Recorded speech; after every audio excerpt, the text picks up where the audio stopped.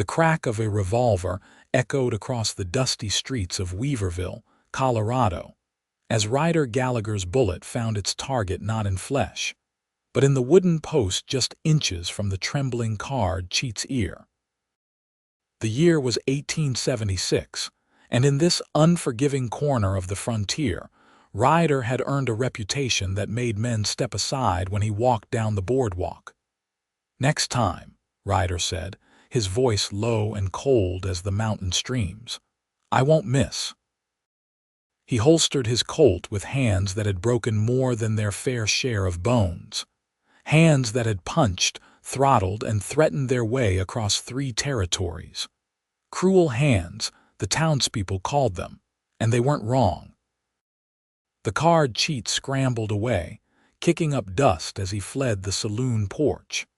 The gathering crowd dispersed, no one wanting to catch Ryder's attention.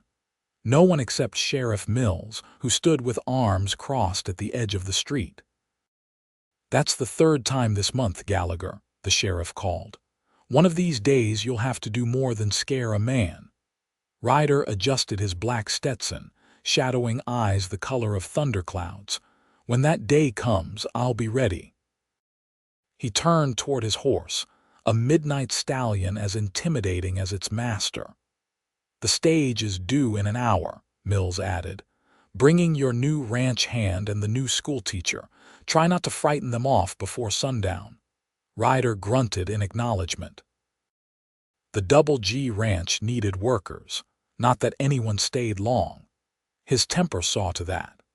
But the land, 3,000 acres of prime grazing land with mountain-fed streams, demanded attention he couldn't provide alone. The stagecoach arrived precisely when expected, coughing dust and carrying the weight of new beginnings. Ryder stood apart from the welcoming committee, studying the passengers who descended. A portly businessman, a young couple with a baby, and finally, a woman who paused at the top of the steps, surveying the town with wary eyes. Grace Winters stepped carefully onto Weaverville soil, one gloved hand clutching a worn leather satchel, the other holding tightly to the handrail. Her dress was practical dusty blue calico that had seen better days but carried with dignity. A bonnet shaded her face, but couldn't hide the scar that ran from her right temple down to her jawline. Ryder's attention fixed on that scar not with disgust, but recognition. It was the mark of someone who had survived, someone who understood pain. Sheriff Mills approached her with a welcoming smile. "Miss Winters, I'm Sheriff Mills. Welcome to Weaverville." "Thank you, Sheriff." Her voice carried a softness that belied the hardness in her eyes. "I understand you're to direct me to the schoolhouse." "Yes, madam. It's just down the street. Mrs. Peterson will help you get settled." He gestured toward an older woman approaching with an eager smile. Ryder remained where he was, watching the schoolteacher being led away. His new ranch hand, a broad-shouldered young man named Timothy, stood awkwardly beside the stage until Ryder beckoned him with a sharp jerk of his head. "You ride?" Ryder asked, already turning toward his stallion. "Yes, sir, Mr. Gallagher," Timothy answered quickly. "Good. Your first lesson is keeping up." Without another word, Ryder mounted and spurred his horse, leaving Timothy scrambling to follow on a borrowed mare. The Double G Ranch sprawled across a valley 10 miles outside Weaverville, its main house standing like a fortress against the backdrop of pine-covered mountains. It was an impressive structure, built by Ryder's father 15 years earlier, before the Apache raid that left him and Ryder's mother dead and Ryder with a legacy of violence. Timothy's eyes widened at the sight. "That's some spread, Mr. Gallagher. It's land. Nothing more." Ryder dismounted with fluid grace. "Bunkhouse is there. You'll share with Hank and Jorge. They'll tell you what needs doing." Without waiting for a response, Ryder strode toward the main house, spurs jingling with each determined step. Inside, the home was immaculate but empty. No photographs, No decorations, just the necessities. Like its owner, it existed without sentiment. That night, as he sat on his porch watching darkness claim the mountains, Ryder's thoughts drifted to the new schoolteacher. The scar on her face told a story, one perhaps not unlike his own. But it wasn't his concern. His world had room only for cattle, horses, and the occasional necessary violence of frontier justice. The following Saturday found Weaverville buzzing with its weekly market day. Ranchers and farmers brought goods to trade, women gathered to exchange news, and men found excuses to visit the saloon. Ryder rode in for supplies, and to drop off a package at the post office, a routine he followed with military precision. At the general store, he was examining a new bridle when the bell above the door jingled. Grace Winters stepped inside, carrying a list in her slender fingers. "Good morning, Mr. Harrison," she greeted the shopkeeper. "I need some supplies for the school." Harrison beamed at her. "Of course, Miss Winters.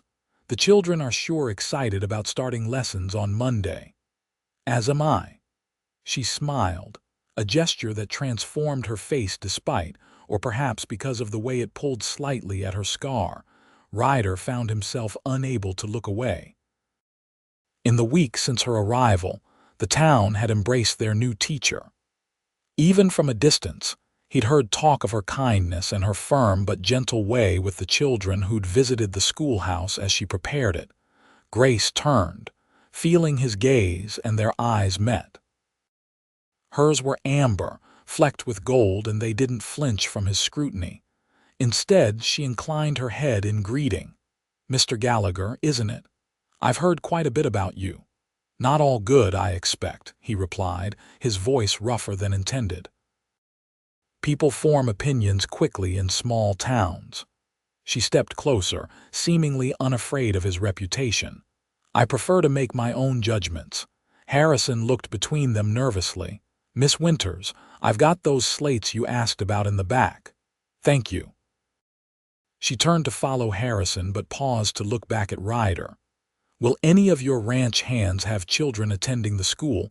I'm trying to prepare adequately." The question caught him off guard. "Jorge has 2 boys, 7 and 9, I believe." "Excellent. Please let him know I look forward to meeting them." With that, she disappeared into the back room, leaving Ryder with an unfamiliar feeling, the desire to continue a conversation. He left the store without purchasing the bridle, annoyed at his own discomfort. At the saloon, he found temporary peace in a glass of whiskey and the respectful distance people kept. But his solitude was interrupted when a commotion erupted on the street outside. A wagon had overturned, spilling barrels across the dusty road. The driver was pinned beneath one, his cries drawing a crowd. Ryder moved without thinking, pushing through onlookers to reach the man. "Get this off him," he commanded, and several men jumped to help. With his powerful hands, Ryder lifted the barrel while others pulled the injured man free. "Someone get Doc Warren," he ordered, examining the man's crushed leg with experienced eyes. Blood soaked through torn trousers and bone showed white against the red. "He's at the Thompson place," someone called. "Their boy's sick." "Then find someone who knows what to do." Ryder's voice cracked like a whip. "I can help." The crowd parted as Grace pushed forward, already rolling up her sleeves. "I've had experience with injuries." Ryder's skepticism must have shown on his face because her eyes flashed with determination. "Unless you'd prefer he bleeds to death while waiting for the doctor." Without waiting for permission, she knelt beside the injured man. "I need clean cloth, whiskey, and hot water." To Ryder's surprise, his own voice rang out. "You heard the lady." Grace worked with quick, efficient movements, tearing the man's pant leg to expose the wound. "Hold him still," she instructed Ryder. "This will hurt." Ryder placed his hands on the man's shoulders, feeling him tremble. The same hands that had threatened and punished now held a man steady for healing. Grace cleaned the wound with whiskey, her face set in concentration as the man screamed. When she began to set the bone, her eyes met Ryder's over the patient. "I need your strength now." Together they worked, Ryder following her instructions without question. Her scarred face showed no disgust, no fear, only focus. When she finally tied off the bandage, her hands were covered in blood, but they hadn't trembled once. "He needs the doctor," she said, sitting back on her heels. "But this will keep him alive until then." Ryder nodded, newly aware of the crowd watching them with astonishment. The notorious Ryder Gallagher, taking orders from the scarred schoolteacher. "Where did you learn to do that?" he asked as they washed their hands in a bucket provided by the saloon-keeper. Grace's expression closed like a door. Life teaches hard lessons to those who survive. She dried her hands on an offered towel. "Thank you for your assistance, Mr. Gallagher." Before he could respond, she was walking away, straight-backed and proud despite the whispers that followed her. Ryder watched her go, feeling something shift inside him like ground giving way after the first spring thaw. The following week brought unexpected rain, turning Weaverville streets to mud and keeping Ryder at the ranch. But as the skies cleared, he found himself inventing reasons to ride into town. He told himself it was to check on Timothy's younger brother who had started at the school, or to inquire about a shipment of tools at the general store. But each visit somehow included a glimpse of Grace Winters. She'd established herself quickly, respected if not fully embraced by the townspeople. The children adored her, but adults kept a curious distance not because of her scar, Ryder realized, but because of the mystery that surrounded her past. On his third visit that week, he found himself lingering outside the schoolhouse as lessons ended. Children spilled out into the yard, laughing and shouting. Jorge's boys raced past, waving excitedly at Mr. Ryder before running to where their father waited. Grace appeared in the doorway, watching the children disperse with a smile that faded when she spotted Ryder leaning against his horse. "Mr. Gallagher," she acknowledged, stepping into the yard. "Twice in 1 week, the town will talk." "Let them," he replied, straightening. "I was wondering if Jorge's boys are learning anything useful." Her eyebrow arched. "Define useful, Mr. Gallagher." "Reading, numbers." He gestured vaguely. "Things a ranch hand might need. They're learning all the standard subjects, plus a bit about the natural world." She gathered her shawl against the cooling afternoon air. "Miguel has quite a talent for drawing." Ryder hadn't known that. He'd barely spoken to the boys, though they lived on his land. "Good," he said awkwardly. "That's good." Grace studied him with those perceptive amber eyes. Was there something else? The question hung between them, and Ryder found himself without a ready answer. Finally, he said, "I wanted to thank you for helping with Davis's leg last week." "No thanks necessary. Anyone would have done the same." "No," he said firmly.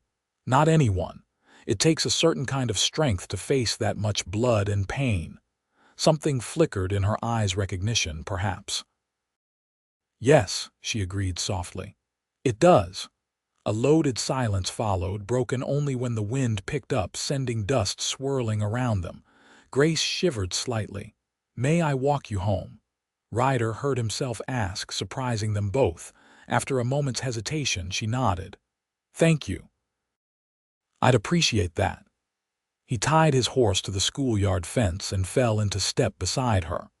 They walked in silence down the main street, aware of curious glances from shopkeepers and pedestrians. The notorious rancher and the scarred schoolteacher, an unexpected pair. "How long have you lived in Weaverville?" Grace asked finally. "All my life. My father claimed this land when I was just a boy." His jaw tightened at the memory. "Built the ranch from nothing. You must be proud of what he accomplished." "He died defending it." Apache Raid, 1863. Grace's step faltered slightly. I'm sorry, that must have been difficult. I was 18, old enough to take over. Old enough to learn how to be cruel to survive, he didn't add. They reached the small house at the edge of town that the school board had provided for her. It was modest but neat, with a small garden showing signs of recent attention. Thank you for the escort, Grace said, pausing at her gate. Would you like to come in for coffee? It's the least I can offer for your trouble. The invitation startled him. People didn't invite Ryder Gallagher into their homes for coffee and conversation. They feared him, respected him, needed him occasionally, but they didn't welcome him. I wouldn't want to impose, he said stiffly. It's not an imposition, it's coffee. She pushed open the gate. Unless you have somewhere else to be, he didn't, and they both knew it. With a nod, he followed her up the short path to her door. The interior of Grace's home reflected its occupant, modest, orderly, but with unexpected touches of beauty. A vase of wildflowers on the table.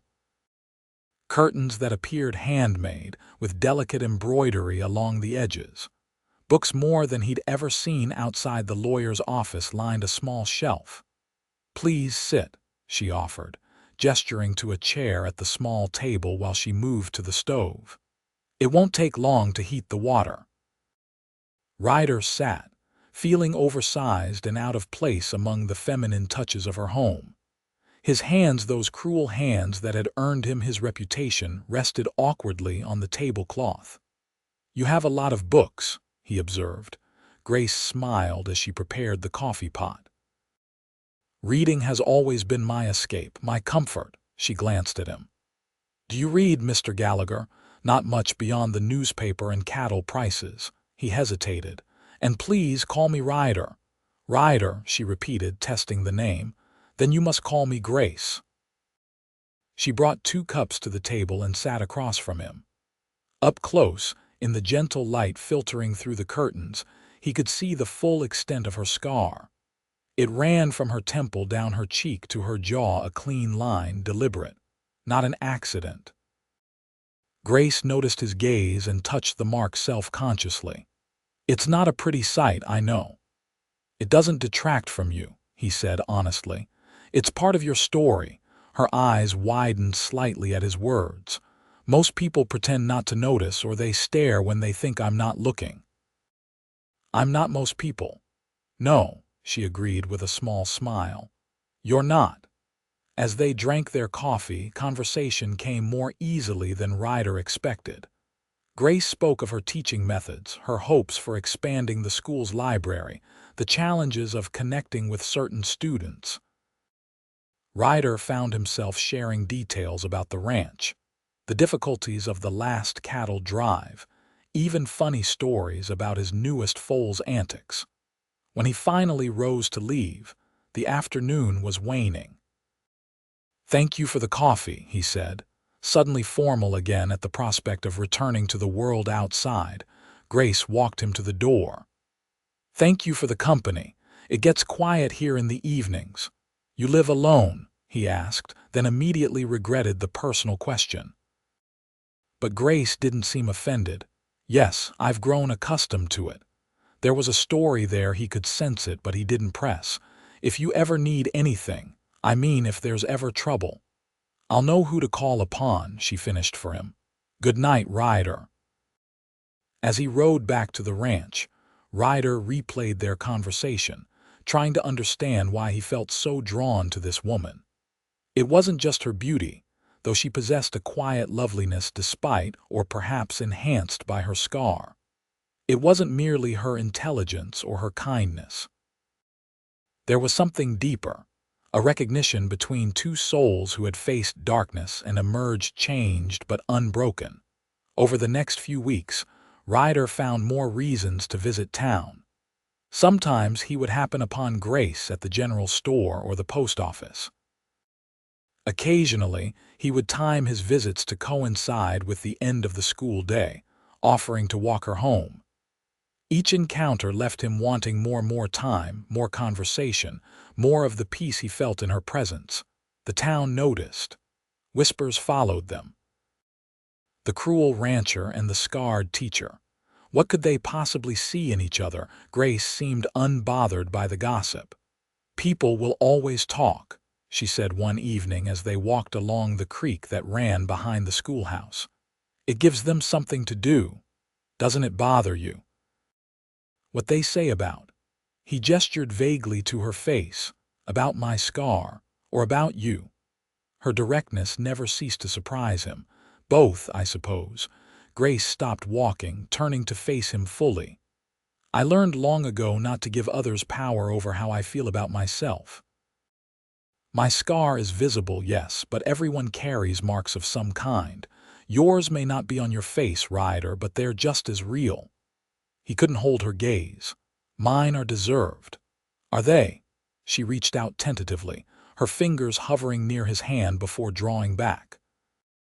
"The reputation you carry. Is it the whole truth of who you are?" The question pierced him. Who was he beyond the man with cruel hands? The orphaned son who had hardened himself against further loss. The rancher feared by most, respected by some, but loved by none. "I don't know any more," he admitted. The honesty of his answer seemed to touch her. "Perhaps that's something worth discovering." They continued their walk in companionable silence, the setting sun painting the landscape in gold and amber, the same colors as Grace's eyes when she smiled. As April turned to May, wildflowers carpeted the hills surrounding Weaverville. Grace organized a picnic for her students, and to everyone's surprise, Ryder offered the use of a meadow on the Double G for the occasion. Even more surprising was his presence that day, arriving on horseback to ensure everything was in order. The children, initially intimidated by the stern rancher, gradually warmed to him as he showed them how to approach his gentle mare. Jorge's boys, more familiar with him now, proudly demonstrated their reading skills when Grace encouraged them. "They're good kids," Ryder commented as he and Grace sat slightly apart from the group, watching the children play a game of tag. "They are," she agreed. "Teaching them brings me joy I didn't think I'd find again." The admission hung in the air between them, again, which meant she had known joy before and lost it. "Before you came to Weaverville," he began carefully. "Where were you?" Grace tensed slightly. "Many places. I moved frequently." "Running from something." The moment the words left his mouth, he regretted them. "I'm sorry, that's none of my business." "No, it's a fair question." She smoothed her skirt, buying time. "Yes, I was running, or perhaps looking for somewhere I could start fresh where my past wouldn't follow me." "And have you found that here?" Her eyes met his, open and honest. "I'm beginning to think so." That evening, Ryder escorted Grace and the children back to town, riding alongside the wagon she had borrowed for the occasion. After helping her return the wagon and seeing the last child safely home, he walked with her toward her house. The spring twilight wrapped around them like a blanket, stars beginning to appear overhead. Neither spoke, but the silence between them hummed with unspoken thoughts. At her gate, Grace turned to him. "Would you like to come in? I made apple pie yesterday." "I'd like that very much," he answered, his voice rougher than usual. Inside, they moved with the comfortable familiarity of people who have shared space before. Grace served the pie while Ryder built a small fire to ward off the evening chill. They ate at her table, talking easily about the day's events, laughing at the children's antics.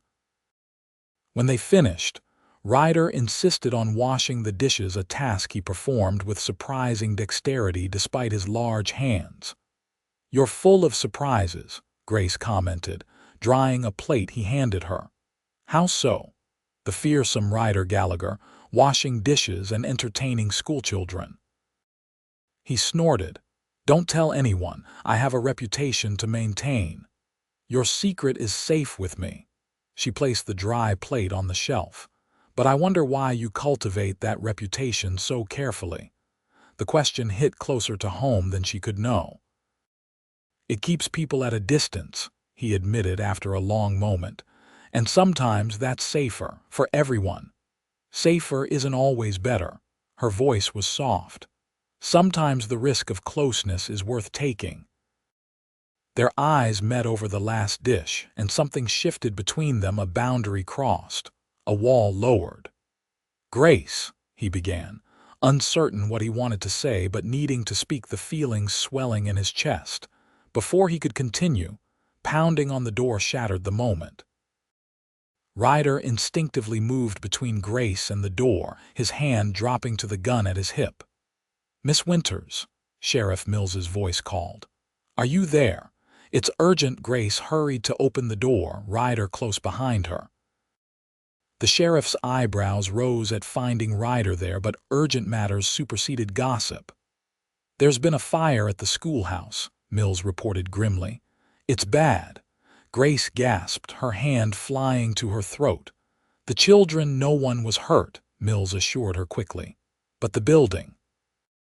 I'm afraid there's not much left." Without a word, Grace grabbed her shawl. Ryder followed her and the sheriff into the night, toward the orange glow already visible above the town's rooftops. The schoolhouse was engulfed in flames by the time they arrived. Townspeople formed a bucket brigade from the nearby creek, but their efforts seemed futile against the ferocity of the fire. Grace stood frozen, watching her workplace, her books, her students' work disappear into ash and smoke. "How did it start?" Ryder demanded of Mills. The sheriff's expression darkened. "Doesn't look accidental. Someone broke in, scattered coal oil, and lit it up." "Who would do such a thing?" Grace whispered, her face pale in the firelight. No one answered, but several eyes turned toward a group of men standing apart from the bucket line. Raymond Tucker and his friends, cattle rustlers and troublemakers who had clashed with Ryder numerous times. As if feeling their scrutiny, Tucker spat on the ground and smirked. The expression vanished when he noticed Ryder watching him, replaced by a flicker of unease. By dawn, nothing remained of the schoolhouse but smoldering ruins. Grace moved through the debris, picking up charred book covers and melted slates with numb fingers. Ryder stayed close, his anger building with each tear she tried to hide. "We'll rebuild," he promised her fiercely. "Better than before." She looked at him with red-rimmed eyes. "Why would someone do this? The children need education. They need books and knowledge, and it wasn't about the school," Ryder said grimly. "Tucker's been looking for ways to get back at me since I caught him running stolen cattle last year. He knows I've been spending time with you." Grace's expression hardened. "So he punishes innocent children to hurt you. Men like Tucker don't think that far ahead." Ryder picked up a partially burned primer. "But he'll answer for this, I promise you that." Grace placed her hand on his arm. "Not with these," she said, touching his hands gently. "Not with violence. That's what he wants, to provoke you into becoming what everyone expects." Ryder looked down at her fingers resting on his soft against calloused, gentle against cruel. "Then what would you have me do? Help me rebuild. Show everyone that destruction won't win." Her faith in him, in the goodness she somehow saw beneath his harsh exterior, humbled him. But as he walked her home in the brightening morning, exhaustion etched in every line of her face, his resolve hardened. Tucker would pay, but not in the way anyone, including Grace, might expect. The town council met that afternoon to discuss the schoolhouse. Ryder attended, standing silently at the back of the room while Grace made her case for immediate rebuilding. "We can use the church for classes until construction is complete," she proposed. "The children can't afford to miss their education." Mayor Peterson nodded sympathetically but spread his hands. "The town treasury is limited, Miss Winters.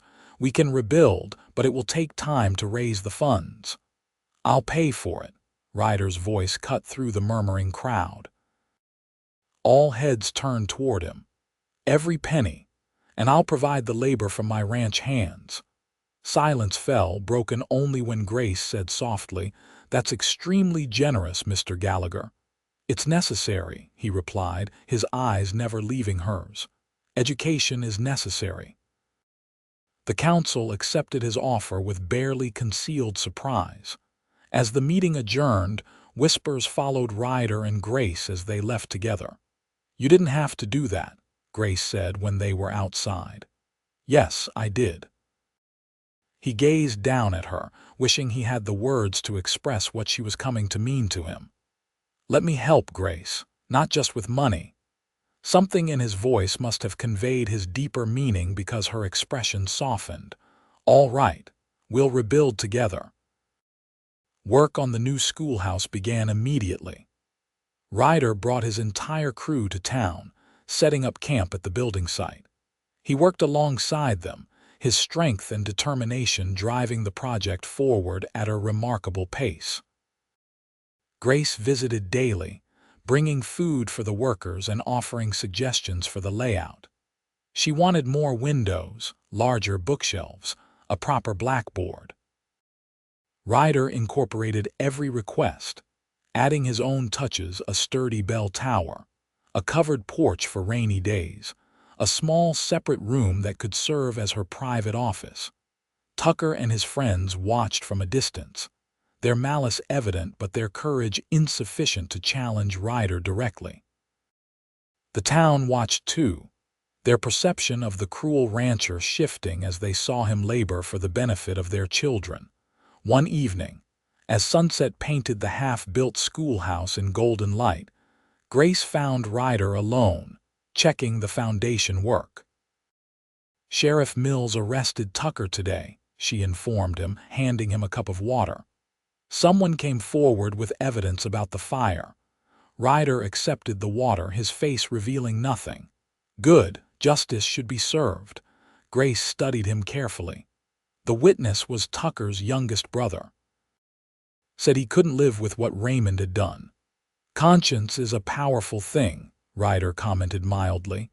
"It is, especially when awakened by someone offering a fresh start." She tilted her head. "A job at a respectable ranch, perhaps?" Ryder's lips twitched. "You think I had something to do with that? I think you found a better way than violence to solve the problem." She stepped closer.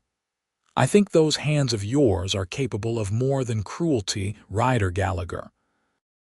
Her words touched something deep within him, a hope he'd nearly forgotten he possessed. "Grace," he said quietly, "there's something I need to ask you." "Yes, your scar." He hesitated, afraid of causing pain but needing to understand. "Will you tell me how it happened?" She tensed, her hand automatically rising to touch the mark. For a moment he thought she would refuse or walk away. Instead, she took a deep breath. "My husband," she said simply. "Former husband, I should say." Ryder's blood ran cold. "He did that to you?" Grace nodded, her eyes distant with painful memories. "James Winters. We married when I was 20.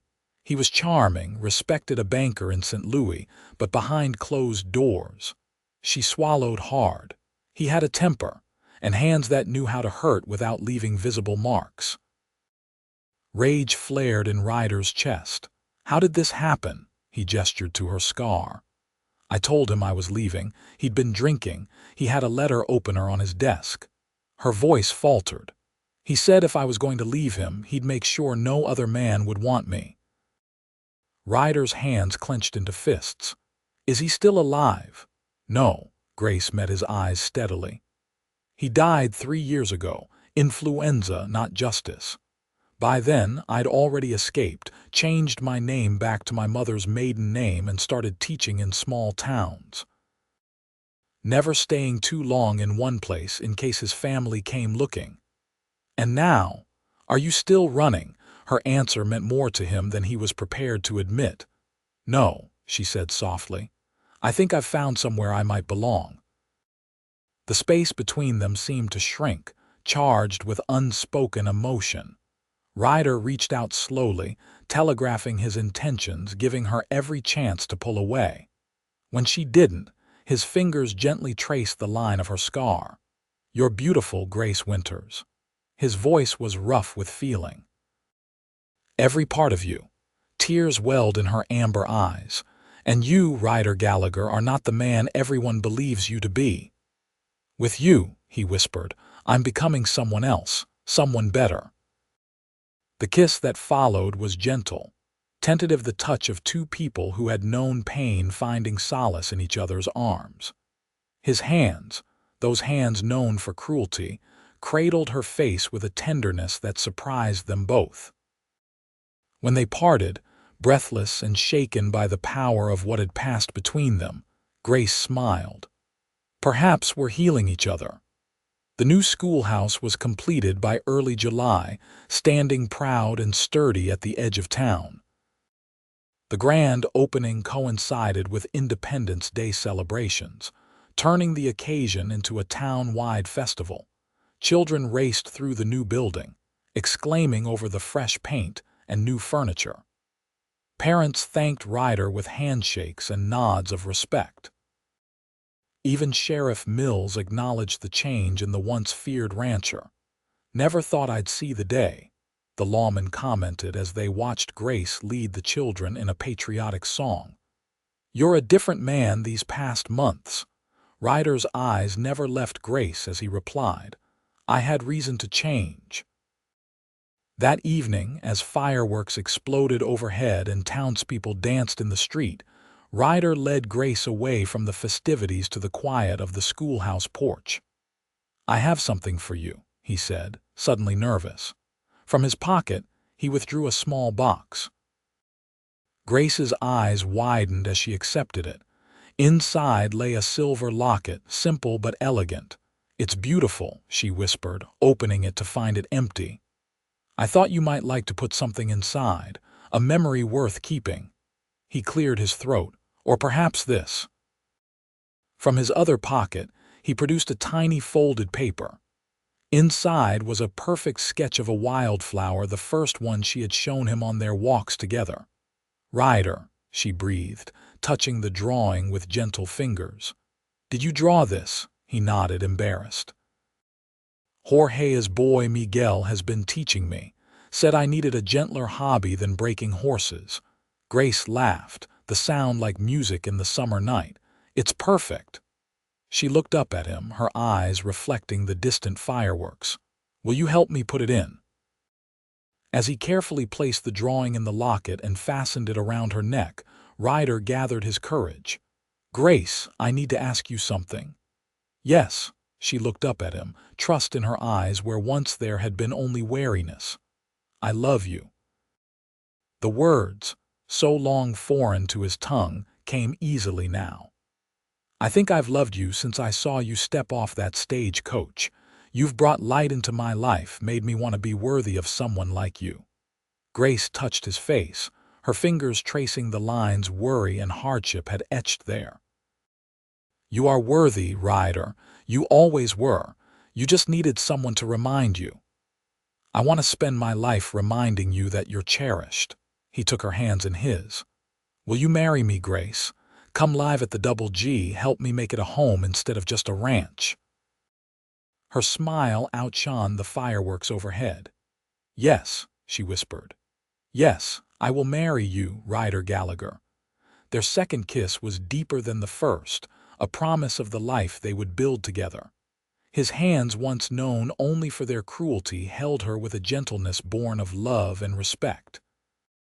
They were married in September, when the aspen trees turned gold against the mountainsides. The ceremony took place on the schoolhouse porch, with the entire town in attendance. Jorge's wife had sewn Grace a wedding dress of ivory satin, carefully designed to highlight rather than hide her scar, a mark of survival she no longer felt the need to conceal. Ryder waited for her at the makeshift altar, his usually stern face transformed by joy. When Grace appeared, a wreath of wildflowers in her hair, whispers of appreciation rippled through the crowd. She walked alone, her past behind her, her future waiting with outstretched hands. "You're sure about this?" Ryder whispered as she joined him. A scarred schoolteacher and a reformed ruffian, Grace's laugh was warm and real. "I've never been more certain of anything in my life." Their vows were simple but heartfelt, promises of love, respect, and tenderness exchanged between two people who had known their absence. When the preacher pronounced them husband and wife, Ryder kissed his bride with reverence, his hands gentle against her back. The celebration that followed lasted well into the night, with dancing and feasting and more genuine goodwill than Weaverville had seen in years. At midnight, Ryder and Grace slipped away, riding to the Double G beneath a canopy of stars. The main house had been transformed in preparation for Grace's arrival. Fresh paint, new curtains, and bookshelves built by Ryder's own hands made the once austere building into a home. But the greatest change was in the master bedroom, where Ryder had placed a wedding gift that brought tears to Grace's eyes, a painting of wildflowers in a meadow. His first complete work, rendered with surprising skill for a beginner. "So you'll always have flowers," he explained, suddenly self-conscious. "Even in winter." Grace wrapped her arms around him, her heart full. "It's perfect, you're perfect." "Not even close," he murmured against her hair. "But I'm trying." That night, as they came together as husband and wife, Ryder's hands, those hands that had earned such a fearsome reputation, proved capable of tenderness beyond measure. Each touch was a promise, each caress an act of reverence. For Grace, who had known only pain in a man's embrace, it was a revelation. "I love you," she whispered as they lay tangled together afterward. "Every part of you." Ryder traced the line of her scar in the moonlight. "And I love every part of you. Especially this," his finger followed the mark, "because it shows how strong you are, how brave." In the years that followed, the Double G Ranch became known not just for its fine cattle and horses, but for its hospitality. Grace continued teaching, riding to town each morning and returning each afternoon to the home she had created with Ryder. The townspeople's perception of Ryder Gallagher transformed completely. The man once feared for his cruel hands became respected for his fair dealings, his generosity toward those in need, and his devotion to his wife. When their first child was born, a daughter with her mother's amber eyes and her father's stubborn chin, the celebration included every resident of Weaverville. 2 sons followed in subsequent years, filling the once silent ranch house with laughter and life. Ryder taught them to ride and rope, but also to draw and to treat others with respect. Grace taught them letters and numbers, but also courage and resilience. On their 10th wedding anniversary, Grace found Ryder on the porch at sunset, watching their children play in the yard with the dogs. "Any regrets?" she asked, settling beside him. Ryder took her hand, his thumb caressing the gold band he had placed there a decade earlier. "Only that it took me so long to find you." "We found each other exactly when we needed to," she corrected him, leaning against his shoulder. His arms slipped around her, drawing her close. The scar on her face had faded somewhat with time, but it remained a part of her beauty. His hands, once known only for their capacity to harm, now carried the calluses of creation, from building furniture for their home, sketching portraits of their children, and holding Grace through both joy and sorrow. "You remember what you said to me that day at the first schoolhouse?" Ryder asked. "About healing each other," Grace nodded, her eyes on their children, living proof of the love they had built together. "You were right," he said simply. "Your scars taught me tenderness. My darkness helped you find your light." As the sun sank behind the mountains, painting the valley in gold and shadow, they sat together in comfortable silence, 2 people who had survived their pasts to build a future neither had dared to imagine. His hand held hers, strong but gentle, a perfect contradiction that defined the man he had become. In Weaverville, the story was told for generations how the rancher with cruel hands had learned tenderness from a woman with scars of her own, and how together they had created something beautiful and lasting in the shadow of the Colorado mountains.